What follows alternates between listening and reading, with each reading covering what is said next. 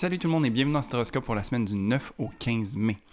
J'espère que la saison des éclipses se passe bien pour vous. Ça doit brasser quand même un peu pas mal, j'imagine, parce que de ce que j'entends, moi, j'ai beaucoup d'échos en fait de ce qui se passe dans la vie des gens. Et puis, je me dis qu'on est tellement de personnes à vivre un paquet d'expériences en même temps que ça fait du bien de suivre les conseils que je me suis donnés et que je vous ai donnés aussi la semaine dernière, de rester groundé parce que ça brasse. Alors, cette semaine, on est toujours dans la continuité de cette saison des éclipses qui va durer jusqu'à la mi-mai. Et puis, on entre vraiment dans ce point tournant, en fait, ici. J'ai parlé souvent que mai allait être un moment où est-ce qu'on va pouvoir dire qu'il y a eu un avant et un après pour l'année 2022. Et puis, c'est cette semaine que ça se passe. Salut, moi c'est Gabriel, je suis astrologue et ensemble, je propose qu'on regarde un petit peu comment est-ce que les étoiles qui tournent au-dessus de nos têtes viennent se répercuter dans nos vies. Alors oui, point tournant parce que cette semaine, ça va se passer en début de semaine, on a Mercure qui devient rétrograde et on a Jupiter qui va entrer dans le signe du Bélier. Donc ça va être deux événements qui viennent pratiquement arriver en même temps, mais qui vont vraiment donner un ton différent pour la période actuelle, mais aussi pour le reste de l'année d'une certaine manière parce que les transits de Jupiter sont beaucoup plus lents. Alors on va vraiment regarder comment ça vient nous impacter ici. Et puis sinon, la Lune va transitionner entre le signe du Lion, de la Vierge, de la Balance et du Scorpion. Donc, on va regarder ça ensemble. Alors, pour le lundi 9 mai, on a la Lune en Lion, qui est une Lune qui a envie de connecter avec son cœur d'enfant, qui a envie de s'amuser, qui a envie de sortir à l'extérieur, vient être confrontée un petit peu par des aspects un peu plus castrants ou restrictifs. Donc, ici, c'est véhiculé par le fait que elle rencontre Saturne en aspect d'opposition. Saturne qui est là pour mettre des barrières, pour mettre des limites. Donc ici, c'est un aspect qui est plus challengeant, qui vient faire en sorte qu'on a besoin de trouver en fait l'équilibre entre la structure et le fait de suivre son cœur. Donc la Lune ici est très joviale, elle est très enfantine, si je peux dire. Et puis Saturne vient de lui dire non, c'est pas comme ça que ça se passe, il faut quand même réfléchir, il faut quand même prendre le temps de faire les choses comme il faut, etc. T'sais? Donc il vient rajouter une couche de règles. Donc ici, en matinée, on commence la semaine un petit peu sur ce désir de vouloir foncer, mais en même temps de se dire comme ah oui, mais est-ce que c'est vraiment la bonne chose ou j'ai tellement de choses à faire, est-ce que je peux me permettre? Donc, c'est un petit peu là-dessus que ça vient se jouer. Toujours quand on est dans des oppositions, c'est de voir comment est-ce qu'on peut trouver, dans le fond, moyen de répondre à 100% aux besoins de chacun et donc de s'offrir une certaine structure tout en respectant son désir enfantin pourrait vraiment être une façon intéressante de venir remédier à ce transit. Ensuite, la Lune va transitionner dans le signe de la Vierge, donc un signe qui est beaucoup plus cartésien et mental. C'est une Lune qui va ici venir s'analyser, venir vouloir comprendre en fait, et puis c'est peut-être tout à fait donné que c'est tout de suite après cette opposition qu'on a eue entre la Lune et Saturne, parce que ça vient montrer en fait qu'il y a un conflit ou qu'il y a peut-être différents points de vue. Et puis la Lune en Vierge va venir se poser la question de voir comme, ok, mais comment est-ce que justement je peux faire du sens de ça? C'est quoi la solution? Comment est-ce que je peux tirer mon épingle du jeu à travers tout ça et ultimement peut-être me permettre d'être plus moi-même ou de vivre mieux ce genre d'opposition-là dans ma vie. Parce que la Lune vient toujours nous parler de nos besoins. Et puis en Vierge, on vient analyser ces besoins-là. Donc on a besoin de voir et peut-être comprendre qu'on a plusieurs facettes à l'intérieur de nous et de savoir comment est-ce qu'on vient jongler avec tout ça. Donc c'est vraiment ici que ce côté analytique et cartésien va venir s'appliquer. Ensuite, pour le mardi 10 mai, c'est vraiment la grosse journée de la semaine où est-ce qu'il y a comme le changement de vitesse. J'ai vraiment l'image de, le film Titanic, quand il décide de revirer les moteurs pour faire en sorte que le bateau recule, c'est un petit peu ce transit-là qui vient se passer. Donc, on a deux choses. On a Mercure rétrograde et puis on a Jupiter qui va transitionner de signe. Alors, on va commencer par Mercure. Mercure, c'est une planète qui est en domicile ici, elle est dans le signe du Gémeaux. Donc c'est un Mercure qui est très ouvert d'esprit, qui est très vif, qui a envie d'apprendre, de comprendre, de récolter beaucoup d'informations pour pouvoir mijoter tout ça à l'intérieur de lui et voir qu'est-ce qu'il peut en tirer, en fait. Il veut tirer des conclusions, il veut en sortir avec plus de connaissances et plus de perspectives. Parce que vraiment ici, on a le multifacette du Mercure qui est en Gémeaux et donc qui a envie de pluralité, qui a envie d'aller en largeur plutôt qu'en profondeur. Donc on a envie de vraiment expérimenter beaucoup de choses. Le fait que ça soit rétrograde, ça fait en sorte que tous ces mouvements variés, si je peux dire, viennent se vivre à l'intérieur de soi. Depuis quelques semaines, je vous disais, on est en période de pré-ombre, et puis ça, c'est un moment où est-ce que Mercure a les oreilles et les yeux grands ouverts pour essayer de récolter justement toutes ces informations-là. Donc ici, on vient emmagasiner tout ça à l'intérieur de soi. La Lune en Vierge à côté vient nous aider aussi à faire ce travail. Donc la Lune et Mercure sont maîtrisés par Mercure, une planète de mental, de communication et d'échange. Donc les deux travaillent ensemble, si je peux dire, pour venir faire du sens de tout ça, venir tirer en fait les conclusions et c'est quoi nos besoins, qu'est-ce qu'on a vraiment envie de tout ça. Et puis comment est-ce qu'on voit les choses aussi. Mercure, vu qu'il est vraiment au niveau mental, c'est de voir comment est-ce que tout ça va venir avoir son incidence dans sa vie. Comment est-ce qu'on comprend en fait pourquoi est-ce qu'on fonctionne comme ça. C'est intéressant aussi de se permettre de se poser ces questions-là parce que ça peut nous permettre de changer notre perspective ou changer notre fusil d'épaule, tu sais. Donc, il y a vraiment ici une belle remise en question, une belle révision en fait de tout ce qui se passe depuis les dernières semaines et aussi un repositionnement pour ce qui s'en vient pour la suite. L'autre chose qui se passe, donc, c'est Jupiter qui va entrer dans le signe du Bélier. C'est un transit qui débute le 10 mai, mais qui va durer jusqu'à la fin octobre. Donc, on a quand même ce transit-là pour un bon moment.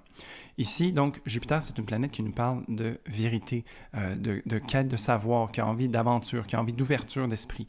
On a envie d'étendre ses horizons. On a envie de se nourrir de quelque chose de nouveau. Et donc, précédemment, Jupiter était dans le signe des Poissons, son signe de domicile. Et donc, il y avait cette découverte intérieure, ce désir de spiritualité, de profondeur. Mais donc ici, avec l'entrée en Bélier, Jupiter reprend de ses aises, reprend de sa fougue, reprend aussi un peu de son feu, parce que Jupiter maîtrise également le Sagittaire, un signe de feu. Le fait qu'il rentre dans le signe du Bélier fait en sorte qu'il y a un peu cette étincelle qui vient se rajouter, cette vivacité qui se rallume. Et donc, après avoir passé un bon moment, tu sais, à l'intérieur du signe du Poisson, où est-ce qu'on s'est permis de baigner à travers un peu les eaux sensibles que représente, si on peut dire, le temple féminin de Jupiter, il rentre dans les terres un peu plus masculines, un peu plus yang, d'un signe de feu. Donc, ici, on va avoir un Jupiter qui va être très fougueux, qui va avoir envie d'avancer, d'être entreprenant, de justement frayer son propre chemin pour découvrir sa propre vérité.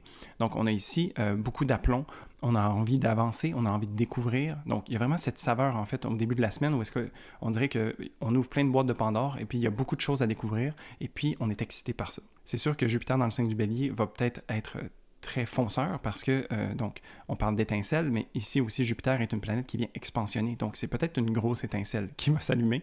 Et puis, il n'y a pas beaucoup de réflexion tant que ça avec l'énergie du Bélier. Tu sais, on est plus dans le « je fonce, j'ai envie d'avancer ». Et donc, on va tirer nos conclusions au fur et à mesure qu'on avance. La machine qu'on est en train de construire, elle roule déjà et on est en train de la modifier ou on est en train de l'améliorer. Tu sais, c'est vraiment cette vibe-là. Donc, c'est comme si on était en train de faire beaucoup de choses, mais qu'on était aussi préparé depuis tout le début de l'année à ce genre de transition-là. Et dans le fond, on sait ce qu'on veut. Et puis, la machine roule déjà, le momentum est lancé et on continue avec ça. Donc vraiment ici, ça peut, globalement, cette journée-là se faire ressentir à deux vitesses où est-ce qu'on a un Mercure qui rentre à l'intérieur et on a un Jupiter qui sort à l'extérieur. Donc c'est comme s'il y avait un passage de flambeau, comme si le relais était donné et donc on va voir en fait ce nouveau souffle qui se présente à nous.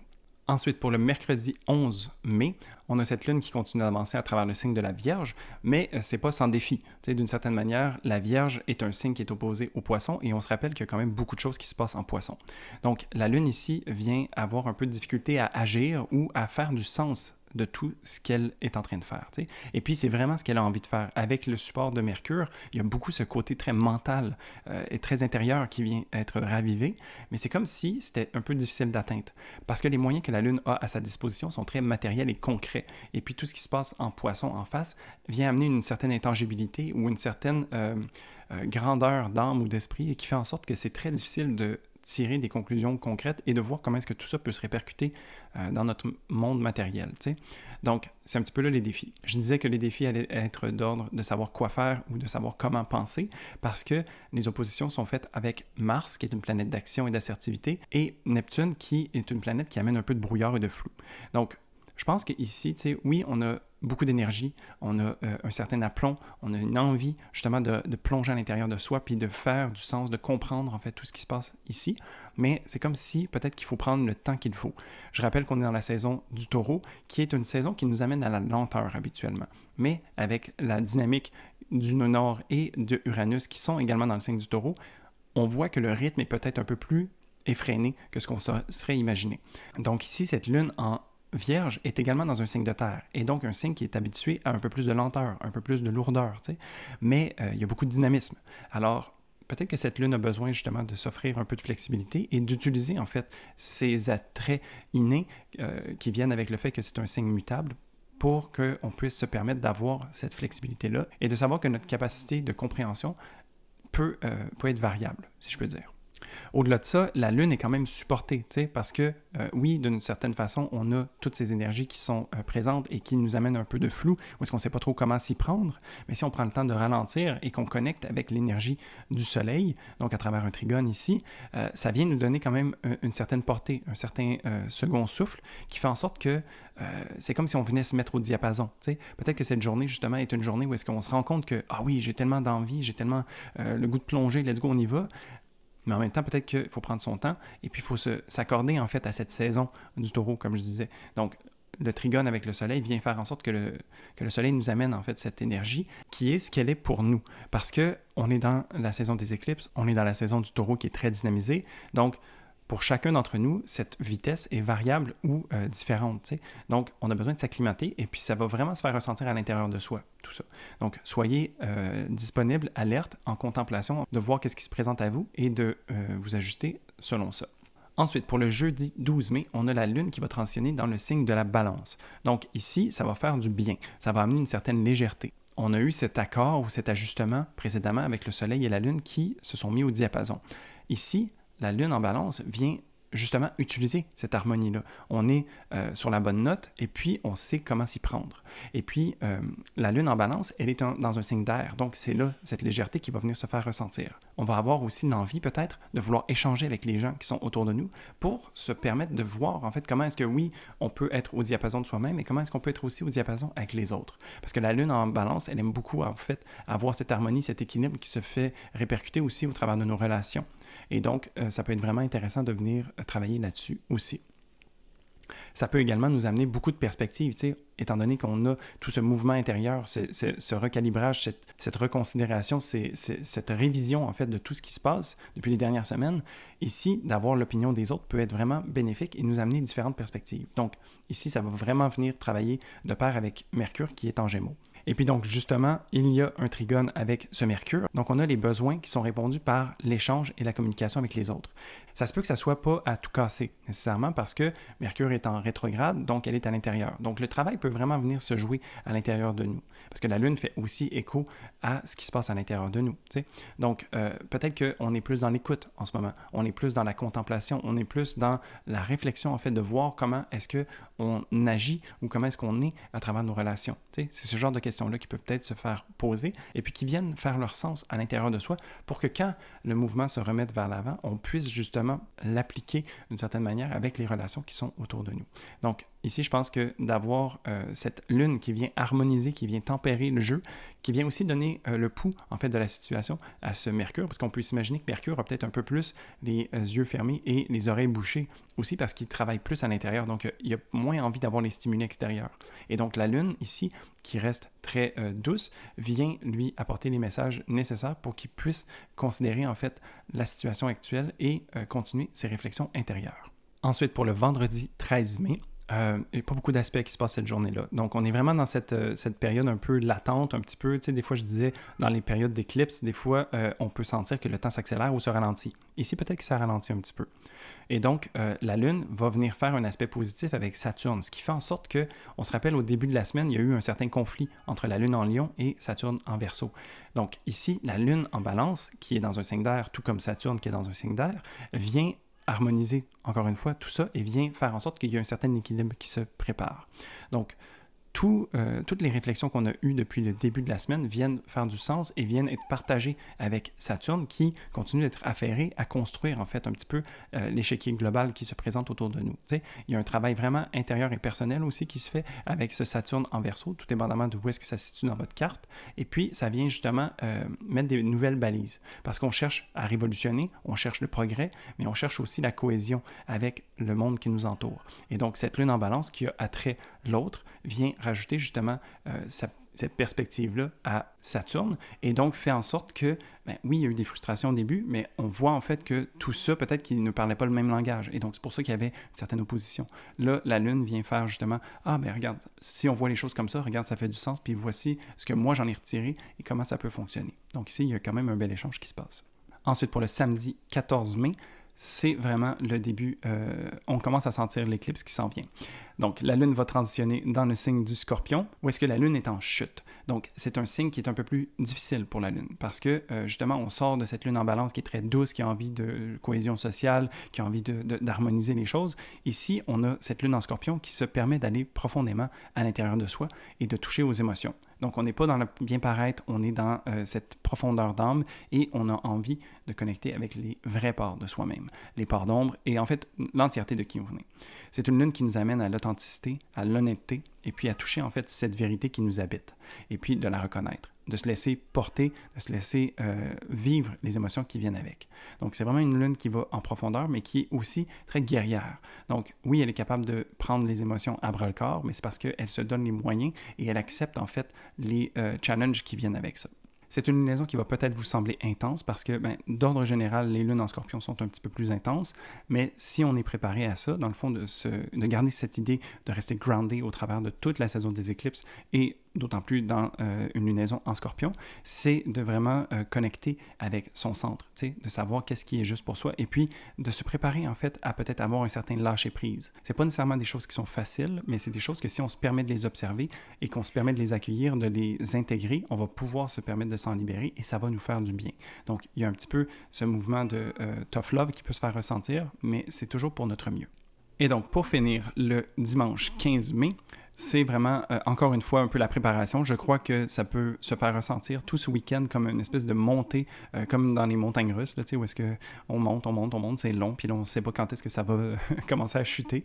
D'une certaine façon, c'est un petit peu le mood qu'on est à la fin de la semaine. Mais on est préparé, puis on sait en fait qu'on est en sécurité parce que le manège est fait tel quel pour vivre ces expériences-là. On peut voir ça comme ça. Donc, ici, on a la Lune qui est en Scorpion, qui est un petit peu plus challengeante déjà à la base. Elle va rencontrer Uranus, qui vient en opposition, qui vient lui offrir des challenges. En fait, Uranus, on peut le voir aussi comme un interrogateur. C'est une planète qui va venir nous poser des questions droit dans les yeux et qui va s'attendre à ce qu'on réponde de façon authentique. Donc, c'est de se permettre de voir, en fait, ces émotions, cette profondeur qui nous habite et d'oser l'incarner. C'est vraiment ce genre de questions-là qu'ici vient nous être posée. À côté de ça, on a aussi un peu de flou ou un peu de frustration qui peut se faire ressentir parce que, on rentre en profondeur de soi. On est déjà aussi en Mercure rétrograde. On a cette double vitesse avec Jupiter qui est en Bélier. Donc, ça tire un petit peu dans tous les sens. Mais on a aussi cette vitalité qui nous habite, qui vient un peu gérer tout ça, qui est représentée par le Soleil et qui se voit être un peu challengé. Donc, ici, il y a deux aspects. Il y a le Soleil qui va être en carré avec Saturne et qui va être au sextile de Neptune. Donc, le carré de Saturne, on le connaît, c'est une planète qui vient mettre des limites, des restrictions, des règlements, qui vient alourdir un petit peu tous les processus. Cette rencontre entre le Soleil et Saturne vient être un petit peu frustrante, justement, parce qu'on a un Soleil en Taureau qui est très dynamisé, qui se reconnaît peut-être même pas lui-même, qui est un petit peu désarçonné par la quantité d'énergie qui lui est disponible, et il rencontre Saturne qui est très froid et très carré. Donc, ici, on a un peu ce clash qui vient se passer. C'est sûr que l'énergie que le Soleil dispose a besoin d'être prise en compte par ce Saturne.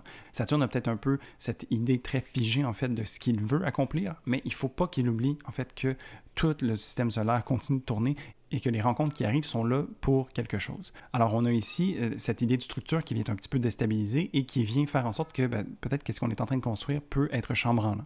Mais si on est au diapason de soi-même, si on est accordé avec cette mouvance ou ces déstabilisations, si on trouve notre stabilité à travers l'instabilité, on peut s'assurer de trouver quelque chose de vraiment plus solide. J'imagine vraiment ici les buildings qui sont au Japon où est-ce qu'il y a beaucoup de tremblements de terre. On peut s'imaginer que ces buildings continuent d'exister puis de tenir parce qu'ils ont été réfléchis pour être capables de prendre les secousses. Il y a une construction qui est... Tommy! Il y a une construction qui est faite justement pour ça. Et donc, c'est un petit peu ce genre d'innovation qui peut arriver avec ce transit qui est un petit peu plus challengeant. Mais il faut se permettre de faire l'exercice. Le sextile à Neptune vient être un aspect positif, mais avec Neptune, on n'est jamais sûr. Ça dépend de notre relation à cette planète-là. Comment est-ce qu'on est connecté avec sa spiritualité? Comment est-ce qu'on est connecté avec ses émotions, tout ça? Et puis de voir comment est-ce que tout ça vient être dynamisé. Donc, oui, il y a des opportunités intéressantes. Il faut se permettre de les saisir au vol. Souvent, je dis ça, de saisir les balles au vol, mais c'est comme si on peut s'imaginer qu'on essaie de le faire dans la pénombre, où est-ce qu'on ne voit pas très bien. Donc, oui, les opportunités sont là, mais il faut se permettre de rayonner suffisamment pour avoir la lumière suffisante pour se permettre de les voir. Tout ça nous amène encore une fois à connecter avec notre centre, notre stabilité interne, qu'importe de quoi ça a l'air à ce moment-ci, et puis de prendre qu'est-ce qui vient sans avoir nécessairement d'attente. Parce qu'avec Uranus qui est appliqué dans tout ça, ben, je pense qu'il faut garder une certaine ouverture d'esprit, une certaine flexibilité et faire au mieux possible, parce que les choses sont là pour être changées, déstabilisées, et puis pour nous transformer ultimement. Donc, de se permettre de vivre cette transformation-là peut être super bénéfique. Et donc, voilà, ça fait le tour de la semaine. On a débuté la semaine donc avec beaucoup de changements. Le Mercure rétrograde, Jupiter qui change de signe, qui est beaucoup plus fougueux. Et puis, on termine la semaine avec cette montée en adrénaline, si je peux dire, ou cette préparation aux éclipses qui vont commencer le lundi suivant. Donc, une semaine qui est quand même bien chargée, qui représente vraiment le point tournant de l'année. Donc, ça se passe tout en une semaine, j'ai l'impression, en 7 jours environ. Et puis, à travers tout ça, on se permet le plus de flexibilité, on se permet d'être groundé surtout, et puis de savoir que tout ça, ça va passer, et puis qu'ensuite, on va continuer d'avancer sur le chemin qui nous est juste. Et donc, si tu as aimé cette vidéo, n'hésite pas à y mettre un pouce, ça aide beaucoup l'algorithme de YouTube et ça me fait plaisir. Sinon, si ce n'est pas déjà fait, tu peux t'abonner à la chaîne. Si c'est fait, je te remercie beaucoup. Et puis, je serais curieux de savoir, en fait, comment est-ce que tu anticipes cette semaine qui est un petit peu charnière, si je peux dire.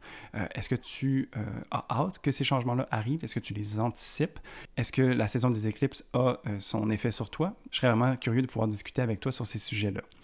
Et sinon, je te souhaite une très belle semaine et je te dis à la prochaine pour un prochain horoscope. Salut!